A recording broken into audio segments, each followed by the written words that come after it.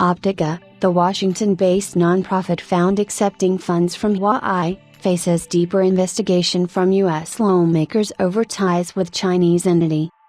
Huawei and Optica were previously reported to have cut ties, likely due to U.S. pressure, but that has not stopped lawmakers from prying deeper into their investigation.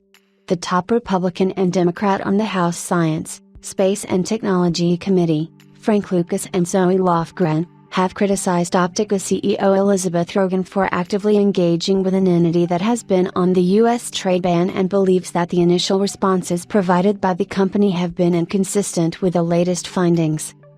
U.S. lawmakers state that Optica did not properly acknowledge the full extent of Huawei's influence during the two's earlier alliance. To recap on what transpired previously, Huawei was found to be quietly funding global research and academics and was funneling money through Optica Foundation, a Washington-based nonprofit. Huawei was discovered to have awarded millions in prize money to scientists since 2022, with Optica's board of directors aware of the arrangement between the two parties. Elizabeth Rogan responded earlier that this practice was nothing unusual. Now, as reported by Bloomberg, the two U.S. lawmakers already mentioned above sent a follow-up letter to Rogan, requesting responses to unanswered questions about how Optica characterized its business relationship with Huawei. The rest of the details are given below. We do not believe Optica properly acknowledged the full extent of Huawei's influence in its response to the committee.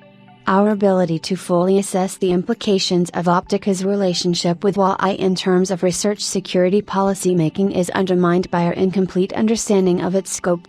As the research ecosystem at large has adapted, it seems that Optica has remained locked in an outdated posture, deepening its relationship with Huawei as the company is slapped with sanctions by multiple government agencies.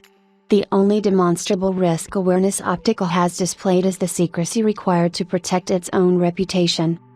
While Huawei was not available to comment, an Optica spokesperson said that it will continue cooperating with the congressional inquiry and that scientific and engineering organizations have always worked with colleagues and countries around the globe to advance exploration and discovery.